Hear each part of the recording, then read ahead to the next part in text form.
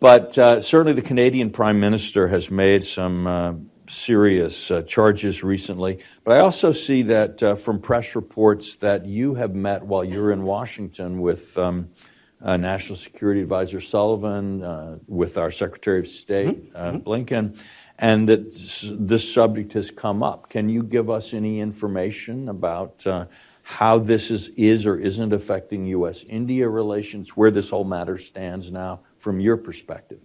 Okay. So let me start with Canada. Yes, the Canadian Prime Minister made some allegations, initially privately and then publicly.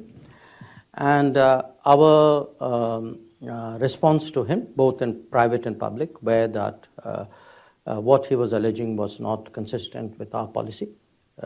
And that if his government had anything relevant and specific they would like us to look into, we were open to looking at it.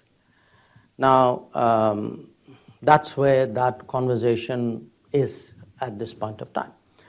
But to understand that conversation, you have to also appreciate that this has been an issue of great friction for many years with Canada, in fact going back to the 1980s.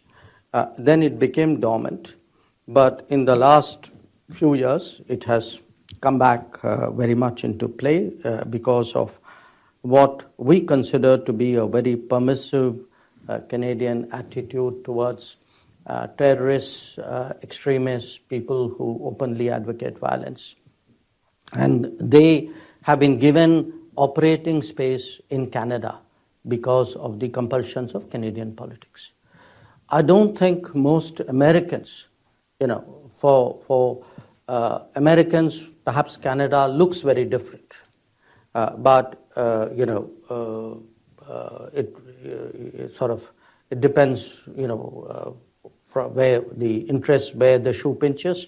For us, it has certainly been a country where organized crime from India, mixed with trafficking in people, mixed with secessionism, violence, terrorism.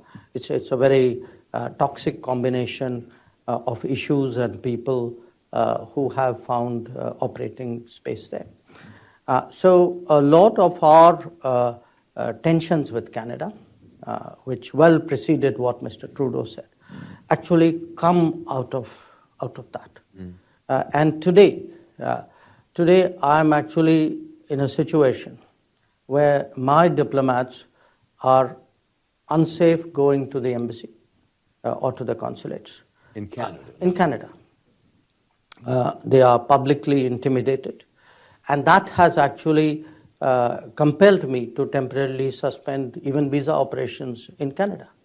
So as I said, often countries look very different depending on how you see them and what your interests are. But I have this problem in Canada. And so your question, did I speak about it with Jake Sullivan and Tony Blinken? Yes, I did. And? No.